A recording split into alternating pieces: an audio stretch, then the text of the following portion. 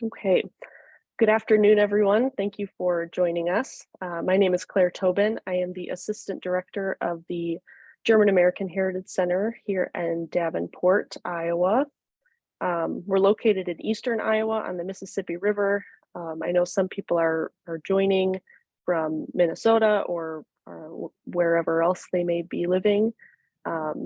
So we are about 2.5 hours east of Des Moines, if that helps kind of place us. So we are excited to have Daniel Groebner here today with us to share his knowledge of New Ulm and some of its history. He is a lifelong resident of New Ulm, and he is a volunteer researcher and presenter for the Brown County Historical Society in New Ulm, Minnesota, who has special interests in local history and genealogy.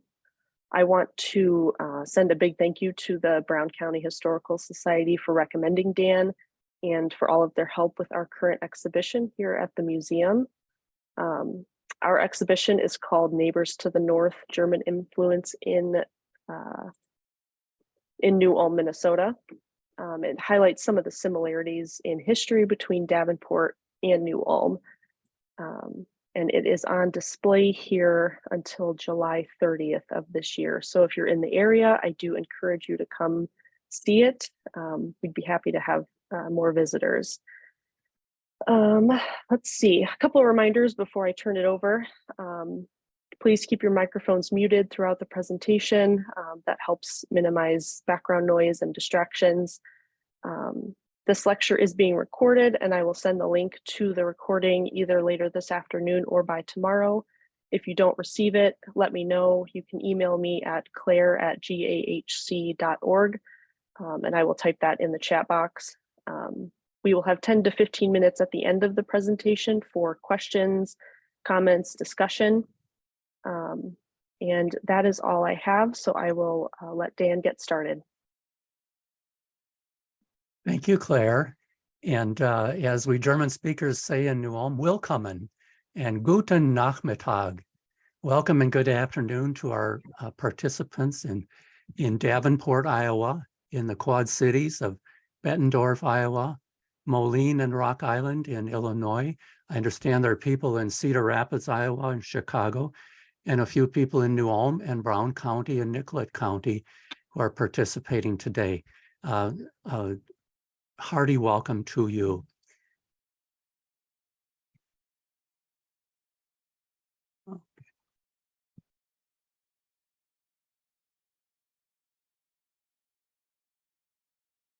So people don't have to live in New Ulm very long before they learn one particular German word, and almost everybody knows what willkommen means.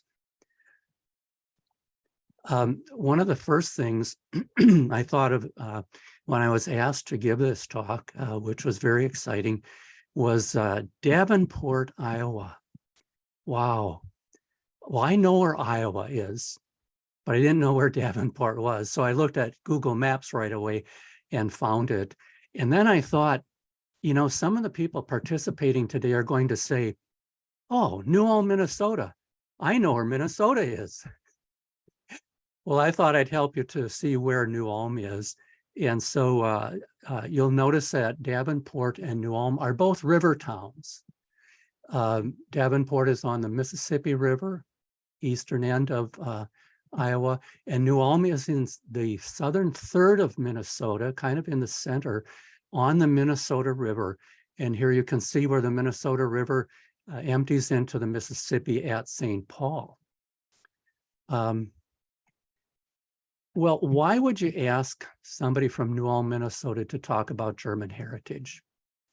Well, in the 1980 United States Census, the city of New Ulm was found to have 13,755 people, and of those, 10,374 said they had German ancestors.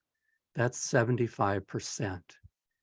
Well, a reporter for the National Geographic magazine had to go with that and said the city of New Ulm was the ethnically most diverse city over the population of 10,000 in the United States.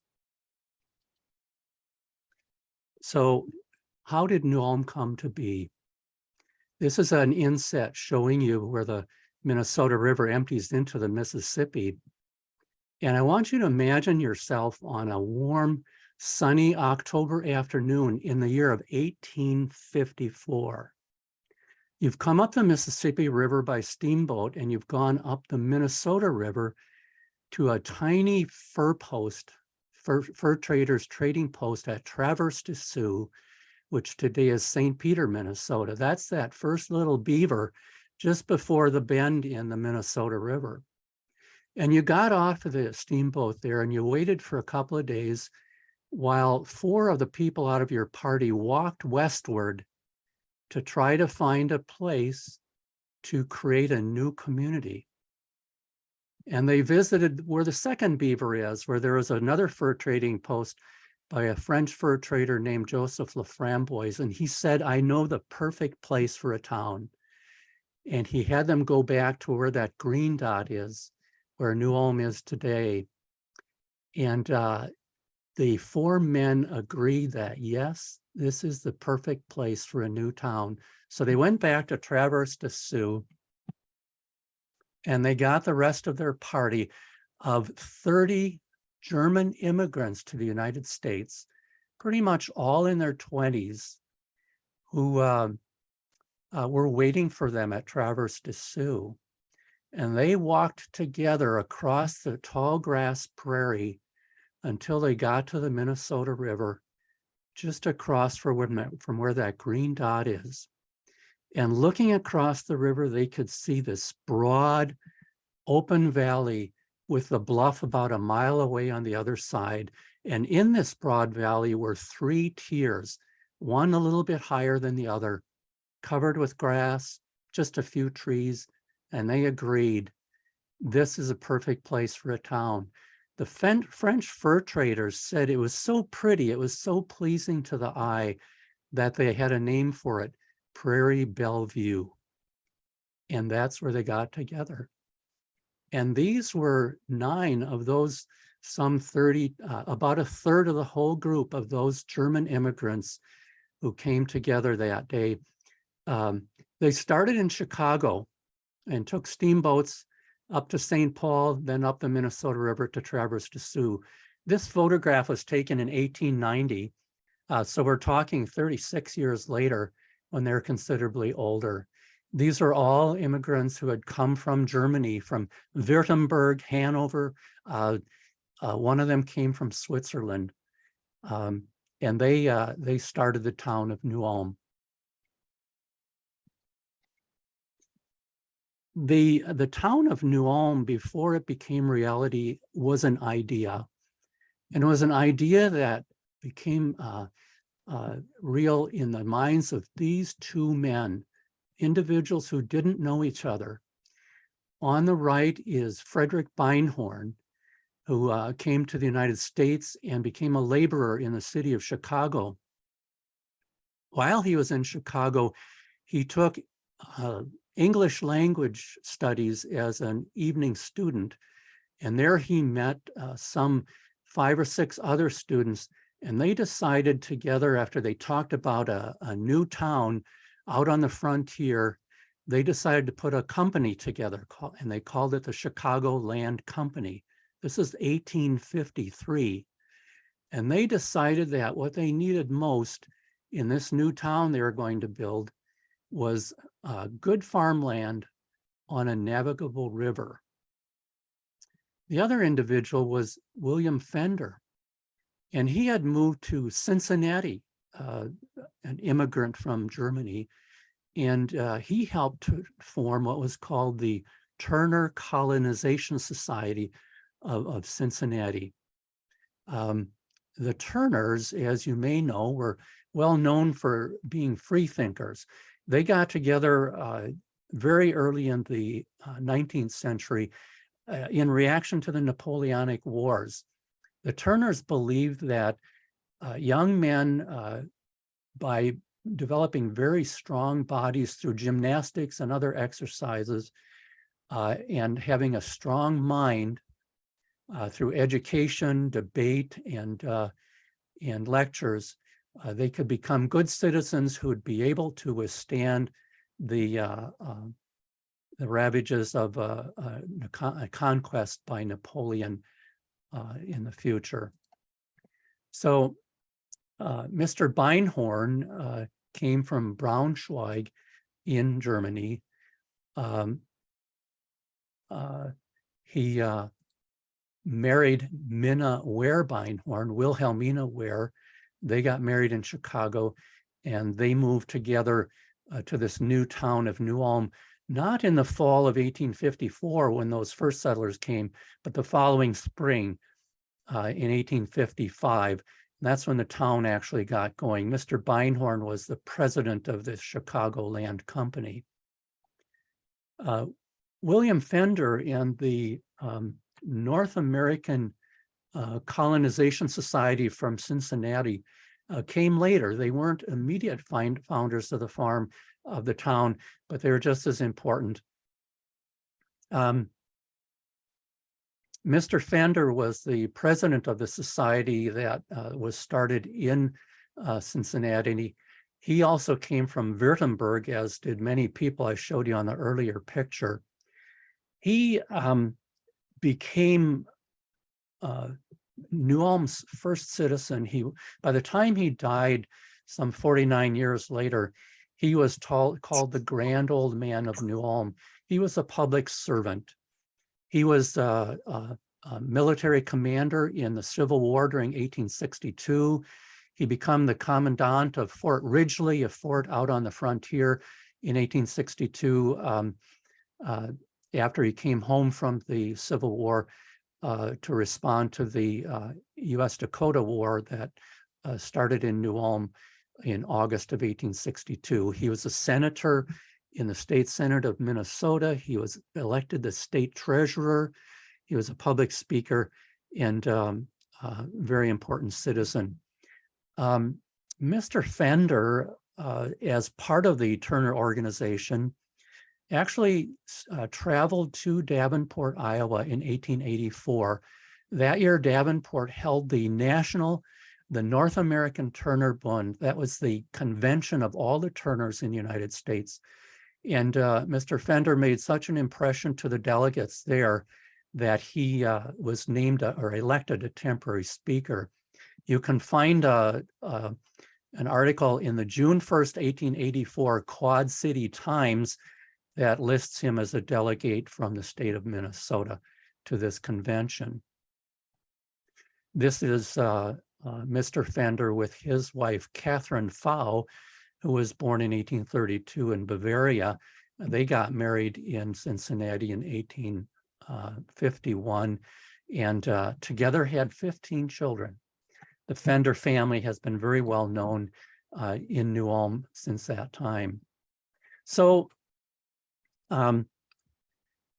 Fender arrived in New Ulm in the summer of 1856, when New Ulm was already a year old. But the town was struggling. The purchase of land was real important. Food was in short supply. They needed money.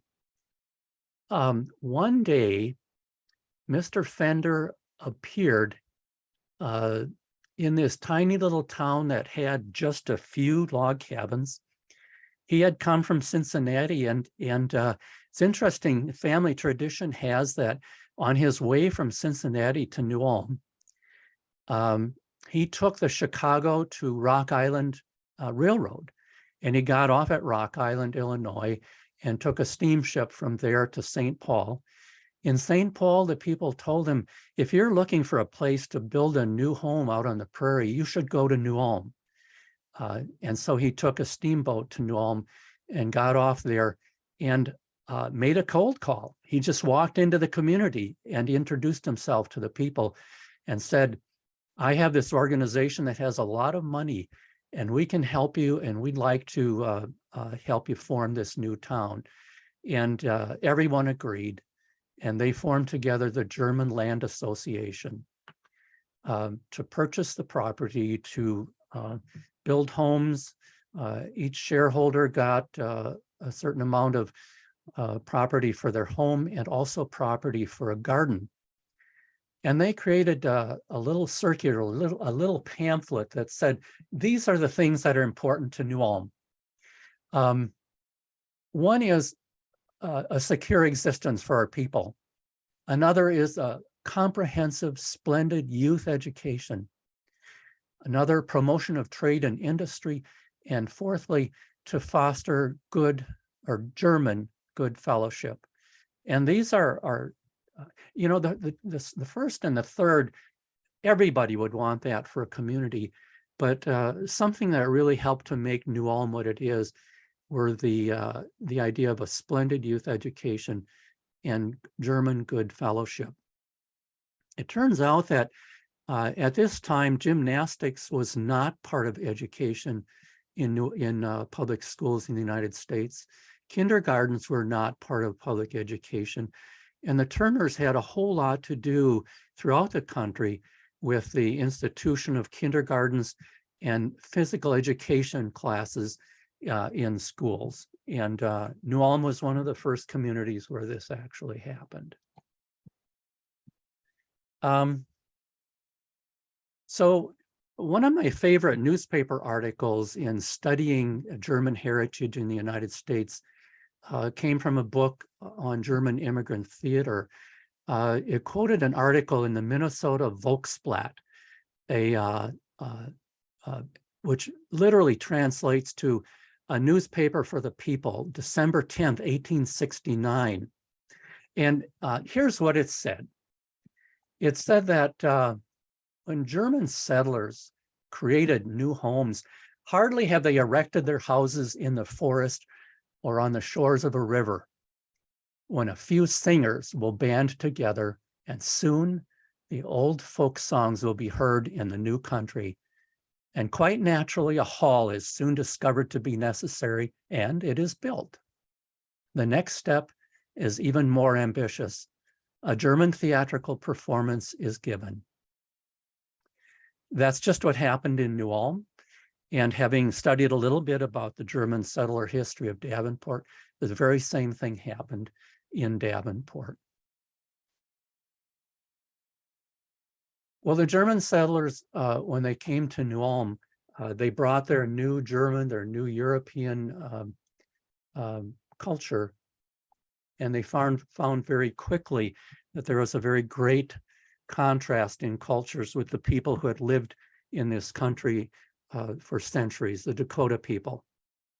To acknowledge this contrast in cultures, there's a brick sculpture on the outside of a restaurant building in downtown New Ulm on Minnesota Street, the main thoroughfare downtown. And it shows on the left a sculpture of a Dakota woman cooking a meal with a teepee, the form of housing that was very prevalent out on the prairie. She's bent over an open fire, cooking food that came from the land, natural vegetables, berries, roots, wild game, fish, the food that could be obtained from the land.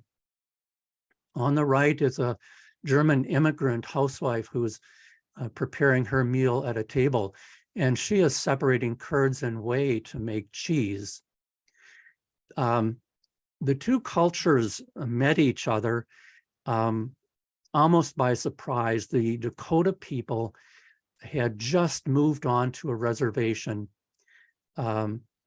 just upstream on the Minnesota River from New Ulm.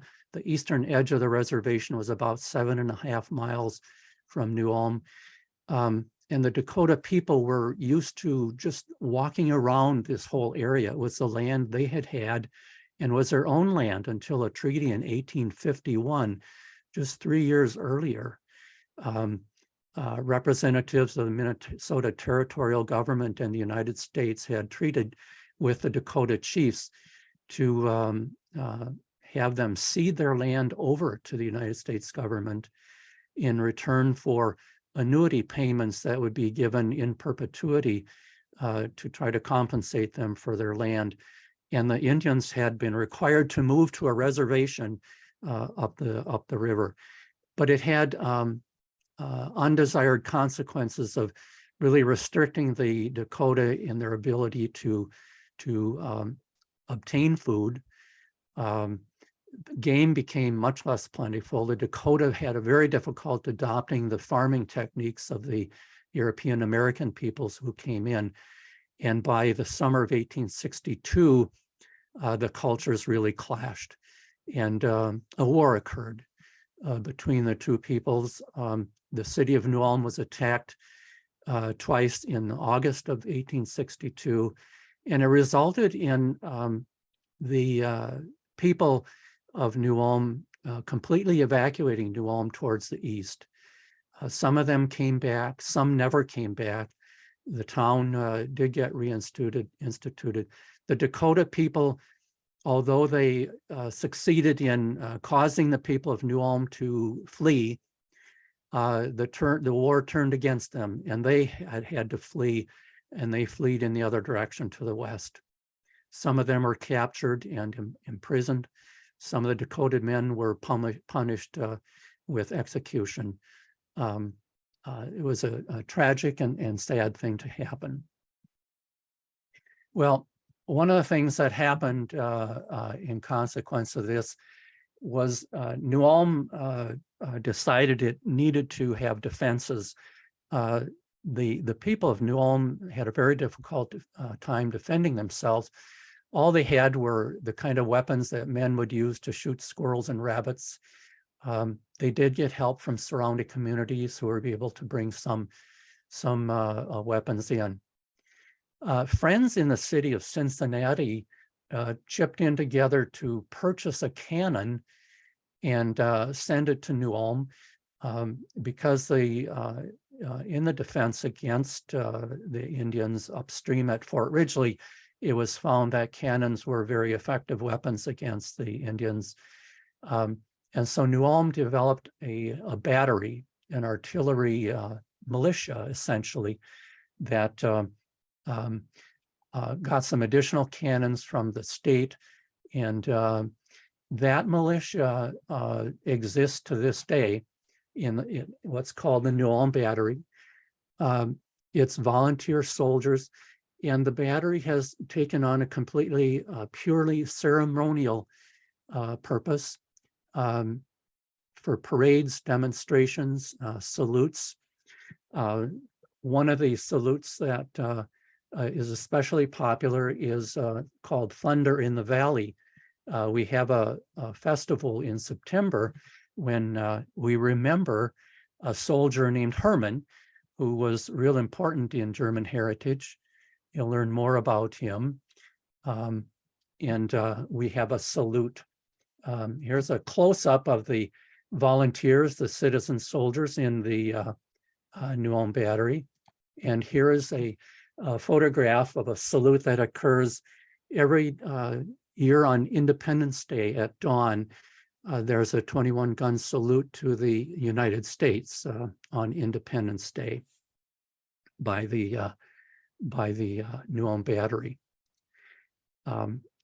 One particular German immigrant to the city of New Ulm was Frank Berg. He came to New Ulm in 1870, having come to the United States in 1867 and going first to Milwaukee and then Chicago. He had learned to become a cigar maker.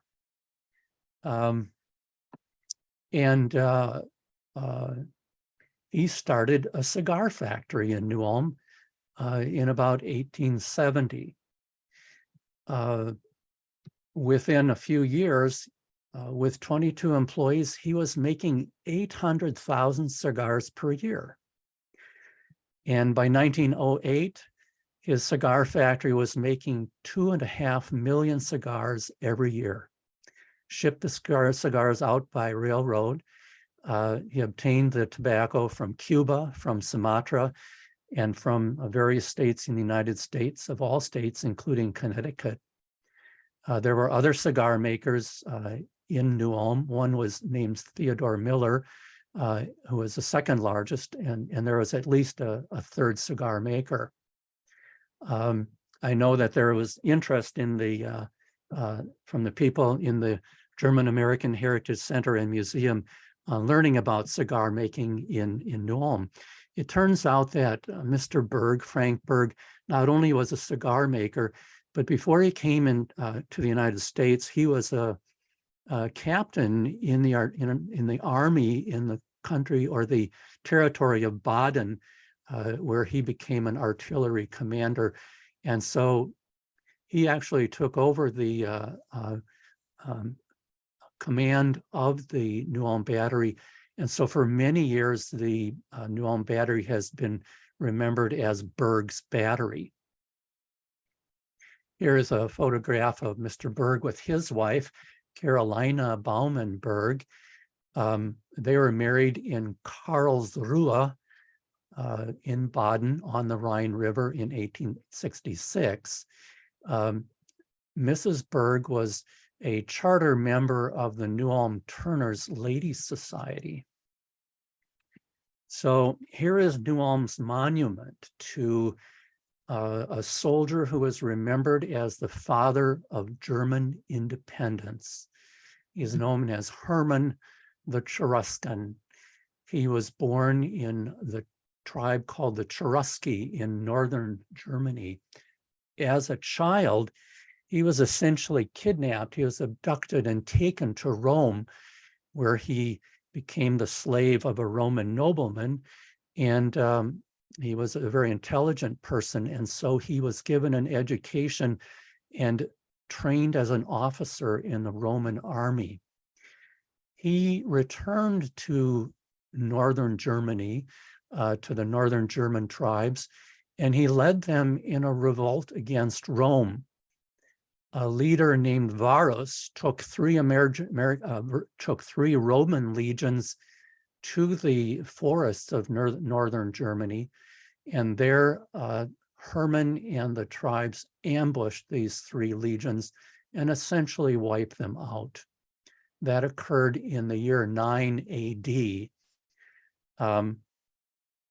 Some people would say that it put the civilization of Northern Europe hundreds of years behind, but it did give the people of Northern Europe a taste for independence that was probably very important to the Germans who would be known as 48ers, who in the year of 1848 really tried to further independence in in Germany, or the German lands, to try to have a democratic rule and wrest rule away from the people who favored monarchy at the time.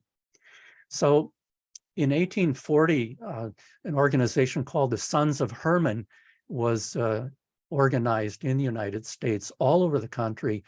And they decided in the 1880s to erect a statue in memory of Hermann. And eventually that was accomplished in the city of New Ulm. The statue was erected in 1897. Here's a close-up of Hermann, and also a far shot to give you an idea of its scale. The statue is 102 feet tall. In the year 2000, the United States Congress recognized the statue of Hermann in New Ulm to be a symbol of German heritage in the United States.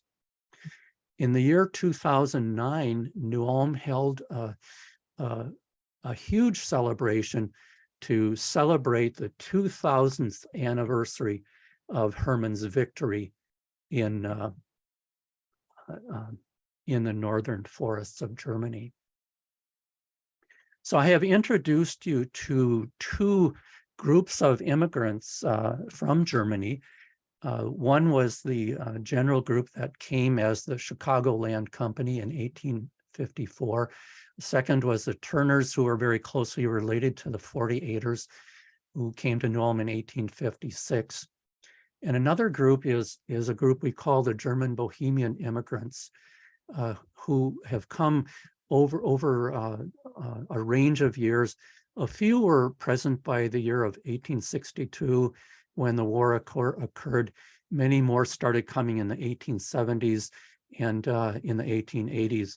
My own family, of my four great-grandparents, or of my four grandparents, three of them come from German Bohemian roots.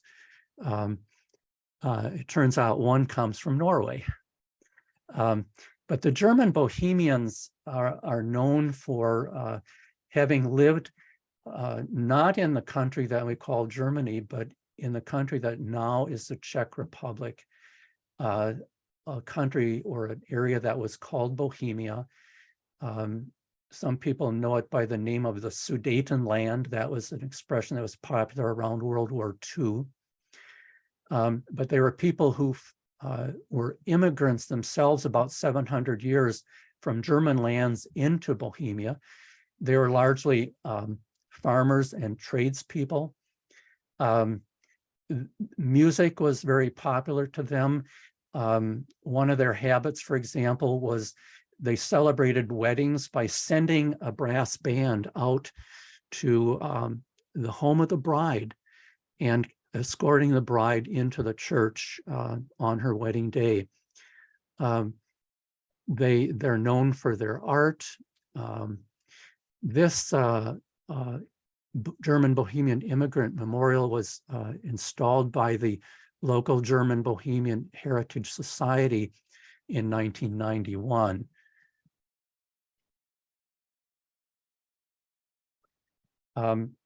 It turns out that many of the German Bohemian immigrants to New Ulm lived in a part of New Ulm called Goose Town. And this brick mural, brick sculptures that I showed you earlier actually contains 9 sculptures. And one is a sculpture of a woman who lived in Goose Town. This would have been a German Bohemian immigrant to New Ulm. Many of the women kept geese. Many of them practiced a type of lace making that's called kleppeling. Many of the immigrants were factory laborers, others were politicians. These were less likely, for example, than Turners to be public servants or politicians. They brought folk music from the old country, particularly polkas and waltzes. And they preserved a dialect of German known as Böhmisch. Many of them would have been practicing Catholics. Very important to them was a Catholic priest known as Father Alexander Berghold. And this memorial statue to Father Berghold was installed on the hillside in the early 2000s.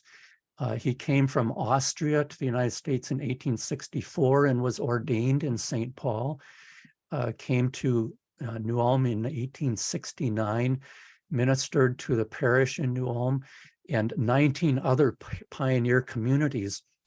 From where he stands on the hillside, he looks over this view that you see at the top of the picture and to the left.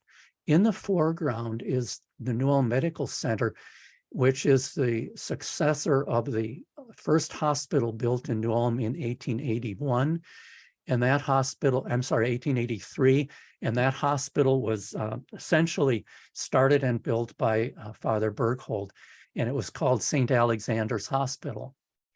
The steeple you see off to the left is the Holy Trinity Cathedral, the Catholic diocesan church in New Ulm, and that church was designed by Father Berghold.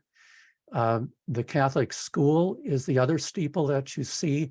That was actually built after Father Berghold left the community, but it's just across the street from where the very first Catholic school was built and designed by Father Berghold, which was called St. Michael's Academy. Along the hillside behind the hospital is what's called the Way of the Cross. These are the Catholic Stations of the Cross, the 14 stations that commemorate the passion and death of Jesus. At the top is a chapel to the sorrowful mother of Jesus. This was an idea of Father Alexander Berghold. It was built by the sisters who operated the hospital in the years of 1903 and 1904. As you can see, each of the stations is held under a weatherproof peaked roof. The statuary was made in Bavaria. And the titles, as you can see, are in English as well as in the German language. The Agony in the Garden, those of you who know the 14 stations, you'll recognize that it is not one of the traditional 14 stations, but it is at the beginning of the shrine here as an introduction. Part of New Ulm's German heritage is Dr. Martin Luther College, which was founded in 1884. It's the institution of higher education for the Wisconsin Evangelical Lutheran Synod. Teachers for the parochial school system are graduates of this school and are sent all around the globe for parochial schools. Pre-seminary students are trained here, leading to the bachelor's degree before they go on to the seminary. All of the students have requirements in music programs, where the school has as many as 17 pipe organs. Each student can be prepared to become a music director, a music teacher, an organist, or a music coordinator. And you'd be interesting to learn, I think, that there's a very thorough German language program in the college. Well, the school is named after Martin Luther, another very important person in German heritage. He was born in Eisleben in Germany in 1483. The city or town of Wittenberg figured very importantly in his life, where in 1517, he is thought to have nailed to the door of the cathedral the 99 Theses, his ideas about changes that he thought should have been made in the church based on his theological thinking and ideas. His place in the center of the college campus serves as an inspiration to the students who are being prepared for the teaching and preaching ministries.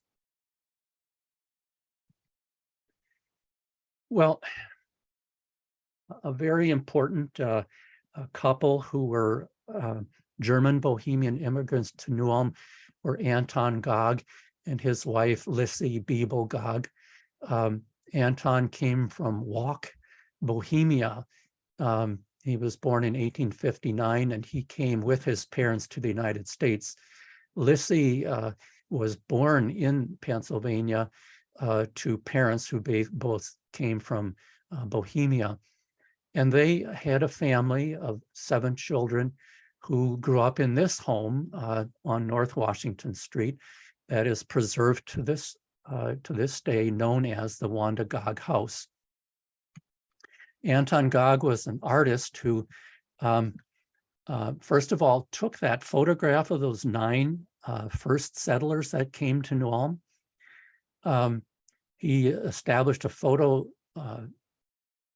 studio in his home. He lived at a time where he was a painter and he painted people's portraits. And now in the 1890s, he lived at a time when people who were used to having their portraits painted were now starting to ask to have their portraits made by photography.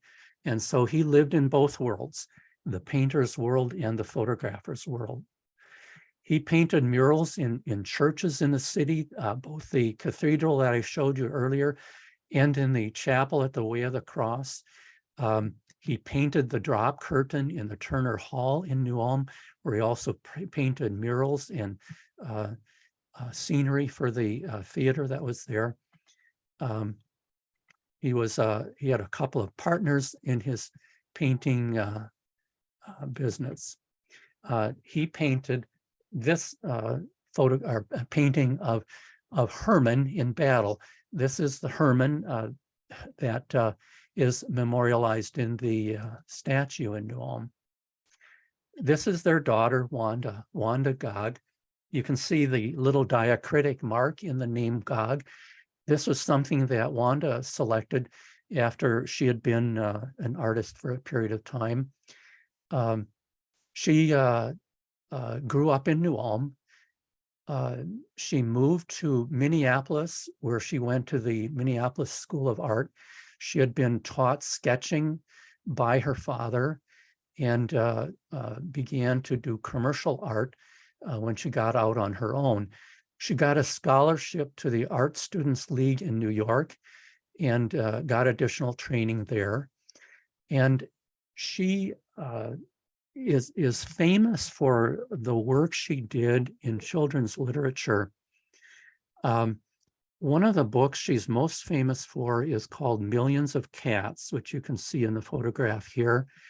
And some of the contributions that are really important to children's literature are these. Number one is she was one of the first children's book illustrators to put an illustration on every page of the book for children. And she was one of the first to do full page illustrations in children's books. Her 130th birthday was celebrated, or it occurred on March 11th of this year. So we're talking just about 5 or 6 weeks ago. And it was celebrated at the New Ulm Public Library. The librarian sat in this armchair and read from these books to a group of children who came to the library for that purpose. And the library celebrates her birthday every year. This is a statue that commemorates Wanda Gog and the millions of cats that can be seen outside the New Ulm Public Library, where it was installed just 7 years ago. It was fashioned by a local artist named Jason Jasperson. Another thing that Wanda Gog was known for is she translated and illustrated Grimm's fairy tales. She did a lot of work in printing.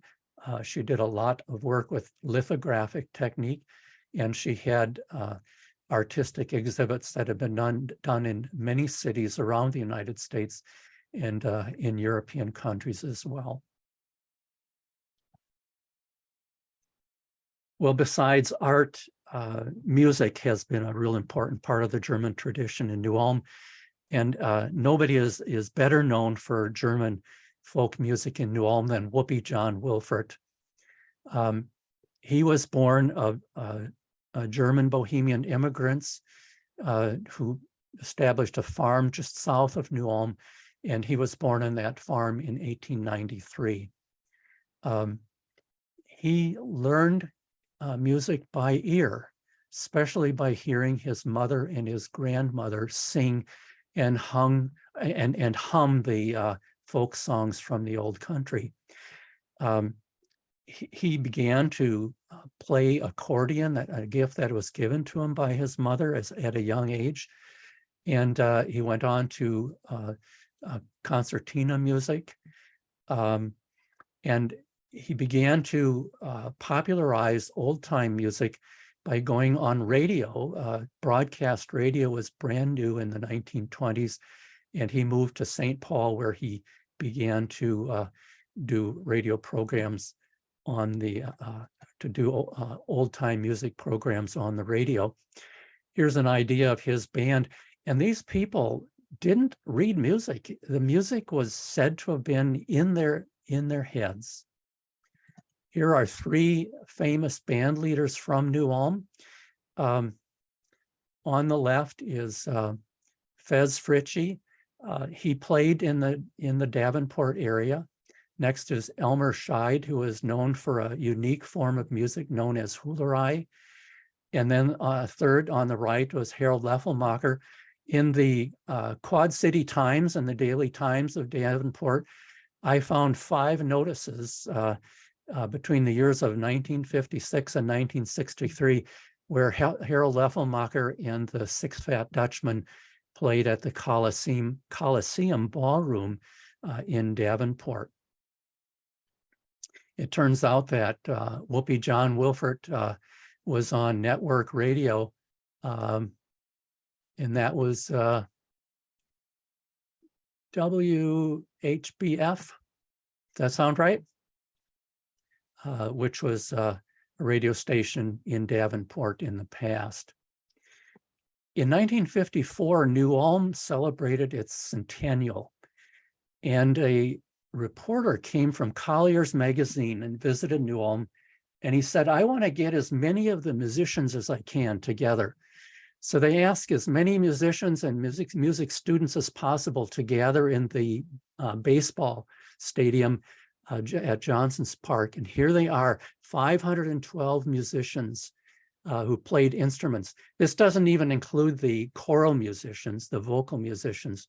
And you know what? This was only half of the musicians in town. The population at that time was 10,000. That means 1 in every 10 people played an instrument. And that wasn't thought to be unusual. It is said that half of the musicians weren't present because at least 12 bands were out of town playing it for engagements somewhere else that evening. Here's just a list of the festivals that New Ulm uses to celebrate its German Good Fellowship today. The Männerchor is the German chorus that Davenport had and New Ulm had right away when these towns were formed. In the 1920s, this was established as what was called the Concord Singers. And this is what the Concord Singers look like today. Here you can see some of the festive German ethnic costumes that are used at these festivals. The woman wearing a dirndl, a special dress that came over from Germany. The men wearing the lederhosen and stockings that are real popular. The Concord Singers sing in both English and in German. Just 2 days ago at the Minnesota Music Hall of Fame in New Ulm, 5 new inductees were entered into the Hall of Fame.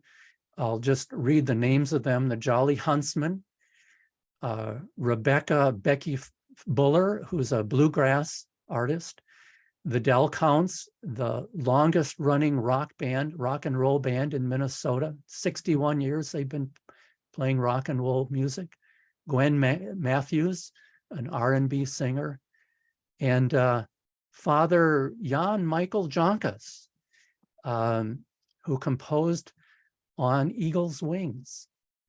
He's a Minnesota composer. Well, I'm going to stop talking at this point and see what questions people might have. And I may bring up other slides to illustrate my answers to your questions. What do you think so far? Thank you. That was great. If people have questions, feel free to unmute yourself and you can speak into the microphone. Otherwise, you can type it in the chat box and I will see if we can answer any questions.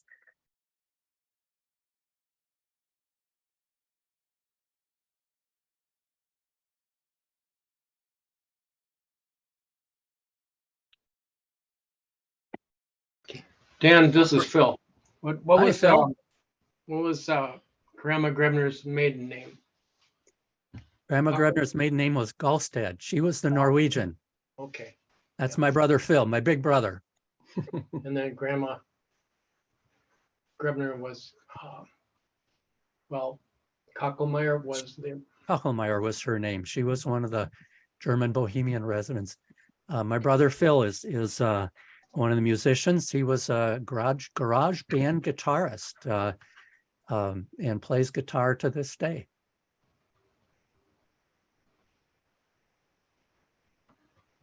Looks like we have a couple questions in the chat box. I'm not sure if you can see those, Dan. Elise is asking, how long have some of the heritage festivals been going on? And Okay. what was the first German festival they celebrated in town? Thanks for your question. Thank you, Phil, for your question. The first German festival in town was in 1857. And it was the Stiftungsfest. That's the German term. That means the Founders Fest. And it was to celebrate the first year of the founding of the Turner Hall in New Ulm. Of the festivals that I'm familiar with, the first one was Polka Days, which was celebrated in downtown New Ulm on the last Monday in July. It was a year right around 1960. I was a kid, so I don't remember it, but it was celebrated because they just newly redid the tarring of the street on Minnesota Street in the downtown. And so they had 12 old-time bands playing live music in a 4-block section. And it went on after a parade in the evening. It went on until 1 o'clock in the morning. And that went on for about 12 years. And after that, they changed to have the festival out at the Brown County Fairgrounds.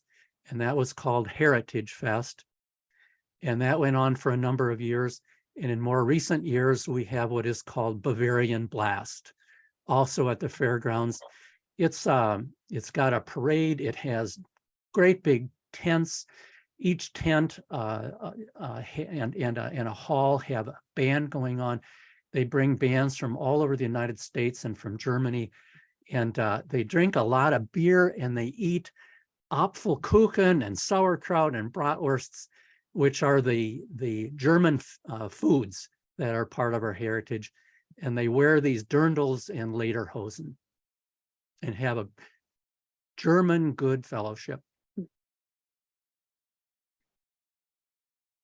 Okay, Linda's asking, what would be the best festival to attend in New Ulm for those of us in the Quad Cities? Thank you for your question. I'm going to give you some choices as to how you might choose. These are the Narren. These are people who dress up in these wooden masks and costumes. They come to almost all of the festivals and they dance and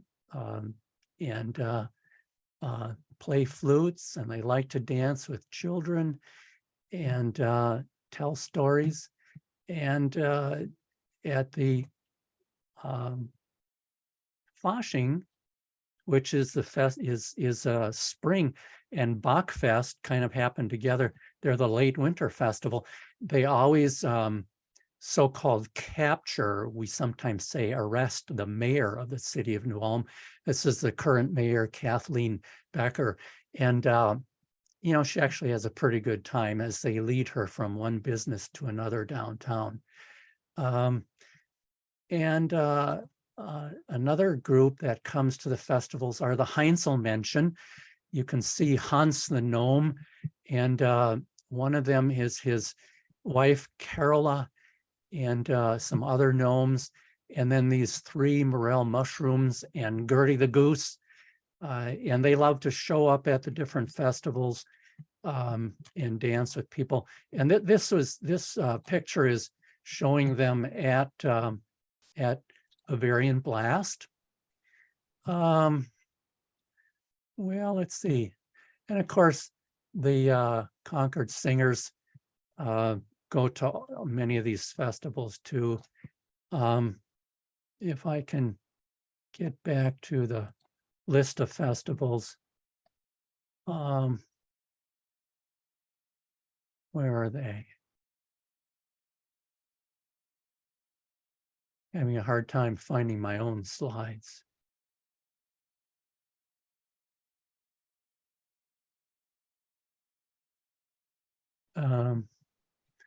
Yeah, here.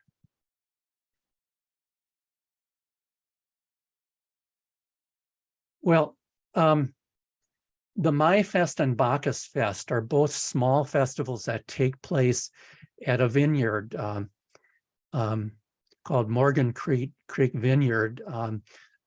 So they're on a very small scale, but they're for the tasting of the first wine of the year. The really large festival is the Bavarian Blast that occurs on 2 weekends in July. Oktoberfest occurs on 2 weekends in October. The Hermannfest occurs in September. It's the one that has the cannons. Typically, the New Ulm Battery, which has 2 cannons, invites several other artillery groups, and they have as many as 13 cannons. The New Ulm Municipal Band plays a shortened version of the 1812 overture, and the cannons reproduce the canon salutes that Tchaikovsky wrote into the 1812 overture. So that's a very exciting pageant that might attract you. The German Heritage Parade actually occurs in combination with the Oktoberfest, and that allows people to march in the parade with their families. The Christmas shopping opener is more of a just everybody gets together who wants to do shopping while the deer hunters are out of town, and it's more of a women's festival. You get actors, street actors coming together and impersonating various characters. For example, you get chimney sweeps. In German, they're called the Schornsteinfegers.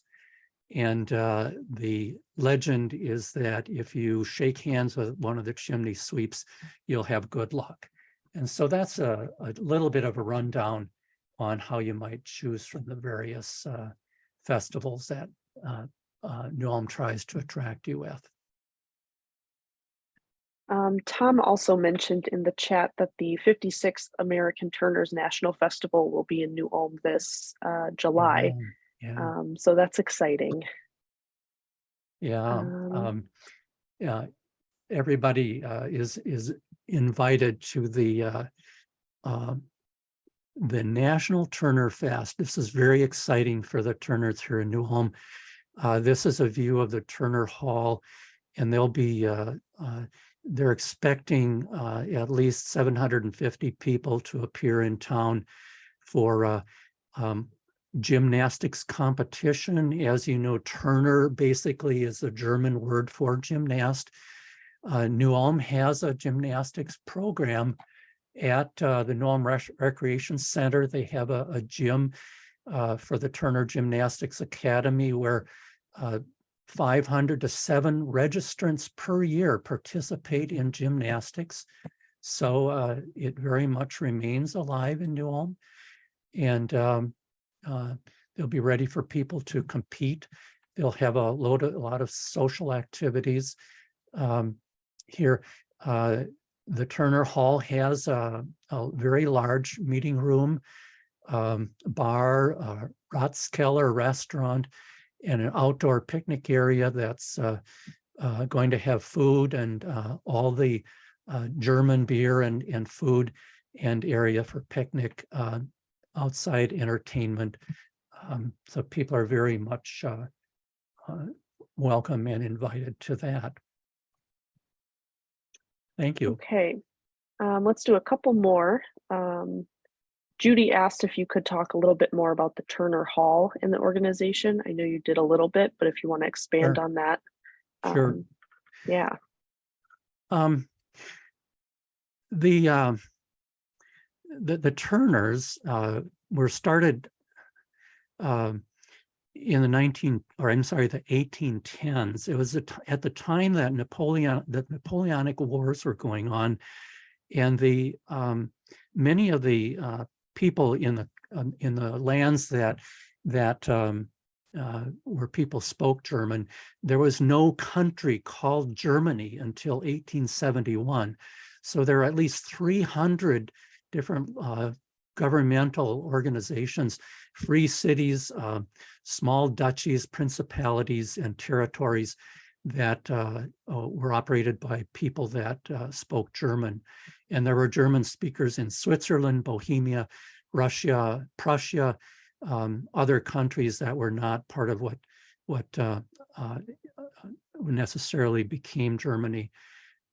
But a man named Frederick Jahn, Jahn, came up with the idea that if we could train German men, young German men, through gymnastics to have strong bodies and train them intellectually with educational programs in politics and current affairs,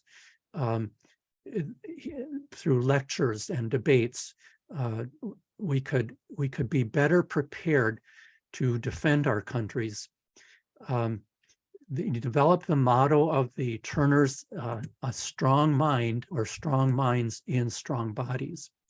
And so people all over the German-speaking lands very quickly got interested in these activities, and they started having gymnastic activities in outdoor areas that the Turners called the Turnplatz. And in New Ulm, the very first gymnastics were actually done in an outdoor area that they called the Turnplatz, that was in the downtown area. The Turners were outlawed in many of the German areas in the early part of the 19th century, but became much more active again in the lead up to the 1848 revolts. The revolts were to try to democratize democracy. They failed. And so many of the so-called 48ers, the people who participated, were arrested and their lives were put in danger. And so they escaped from Germany, and many of them came to the United States. They were generally very well educated, very politically active people. And so they were very highly regarded people who became public servants and politicians in their countries or in the cities where they settled. There were 48ers who settled in Davenport. There were 48ers who settled in New Ulm. The Turners, many of whom were 48ers, many of whom were not, developed the Turner organizations in their communities very early upon settlement. Davenport has a Turner Hall. They've had Turner Halls for their entire existence. New Ulm has a Turner Hall. It's had a Turner Hall since the beginning in November of 1856. They celebrate their Founders Day every year. They celebrated their Founders Day in November of 2022 for the last time, or the most recent time, I should say. The Turner Hall had an excellent theater with a very strong dramatics program for up to 90 years. Unfortunately, the theater burned in 1952. Community theater has been taken up by other organizations in the community, and the Turner Hall has become very much of a social organization in the community of New Ulm. And on a daily basis, people come together for socializing in the bar and the Ratskeller in the meeting rooms of the Turner Hall. Thanks for your question. Great. Emily is wondering if you could talk a little bit more about the beer history. I know there's a lot of history with brewing, and that you could talk about that forever, but thank you for asking that question. August Schell was one of the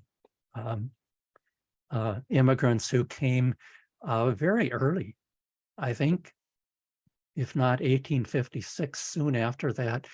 And he started the August Shell Brewery in 1860. And it is the oldest continuous business in New Ulm. It's a very successful brewery. The brewery is very much on top of the current brewing industry in producing a whole variety of beers that people want to drink here locally in the region and around the country. They sent one of the sons of the current family to Berlin to study the brewing techniques in Berlin. I'll show you another photograph in a moment that shows you what they've done with that in terms of business expansion. If you visit the Shell's Brewery, you'll see a building that looks like this. You'll see a museum. You'll see an outdoor deer park. You'll see peacocks wandering around the grounds freely. And you can go to a tap room and taste Shell's beer. You can also, particularly on weekends, you can go out to this building, the Star Keller, where they ferment and produce a different kind of beer. This is a beer that has a prolonged fermentation process in special oak fermenting vats. And the beer has a taste that many people say is similar to champagne.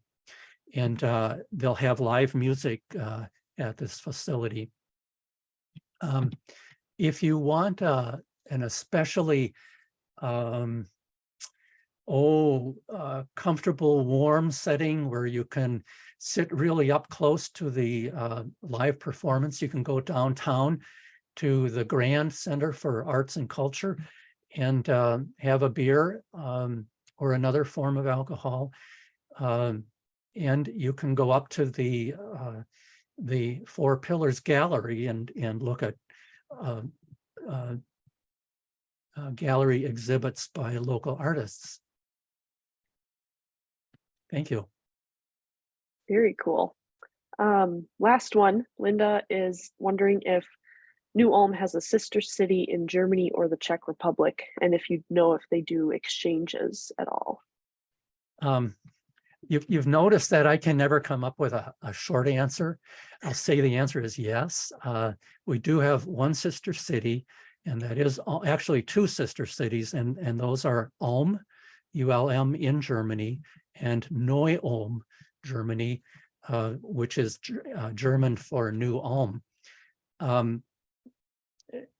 Ulm and Neu-Ulm are on the Danube River in the territory or in the state of Baden-Württemberg. And that's one of the reasons that I've called to your attention that a lot of the immigrants came from Württemberg. Ulm is on the extreme eastern edge of Württemberg, which is in the very southwestern part of today's Germany. Ulm is an acronym, ULM, that stands for a Latin phrase, ultra limites militaris, which means beyond the military border. In ancient times, in the time of the Roman army, there was a point when the Roman army had only advanced as far into Northern Europe as the Danube River. And so this city of Ulm was built on the Danube River. The Teutoburg forest, where Arminius or Hermann ambushed the Germans, is considerably farther north, so the Germans had expanded farther north. Well, in this picture, the man in the back row at the far left is, his name is Haberle. His name is David Haberle. His brother Jacob named the city of New Ulm. And he named it New Ulm because of Ulm back in the old country. and how attached these people. Actually, 5 people in this photograph were from Württemberg, and so they all had attachments to the city of Ulm. They weren't from Ulm, but Ulm was very much important in their homeland. Now, it turns out this idea of beyond the military border has an even more special significance to these people. These German immigrants who came to the United States, there was a reason for coming, and a reason that they were attracted to the frontier. New Ulm was the land was wide open. There were no entities, no what you might call civilization entities out here, no towns. On that picture I showed you, there were fur traders, trading posts. There was the Indian reservation where there was a government agent's facility, and there was this Fort Ridgely. But other than that, it was completely open, undeveloped country.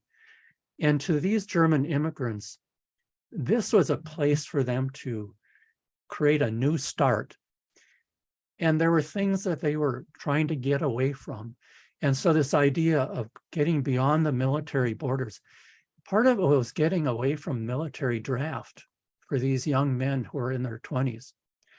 Part of it for the people who had lived in the cities of Cincinnati and in Chicago was that German immigrants there were actually made to feel very unwelcome. There's a very strong anti-immigrant sentiment in these cities. And in both cities, there were actually violent confrontations of the people who had been born in America, who felt that their jobs were being taken by these German immigrants who had settled in these towns. And so this idea of Ulm, the beyond military boundaries, the idea of getting out to a new frontier and establishing a new start, was a real important part of this idea of a new town for them. Okay, wonderful. Great. That was really great. Thank you for sharing everything and having all those images. I learned a lot. I'm sure everyone else learned some things they didn't know before. But yeah, thank you. I know we went a little bit over time, but that's all right with me. So I will get this recording posted and send the link out. Hopefully this afternoon, but definitely by tomorrow. If anyone has questions, you can contact me. I will put my email in the chat again. But otherwise, I hope everyone has a good afternoon. And yeah, again, thanks to you for joining us. Thank you, Claire, and thanks to everybody for participating.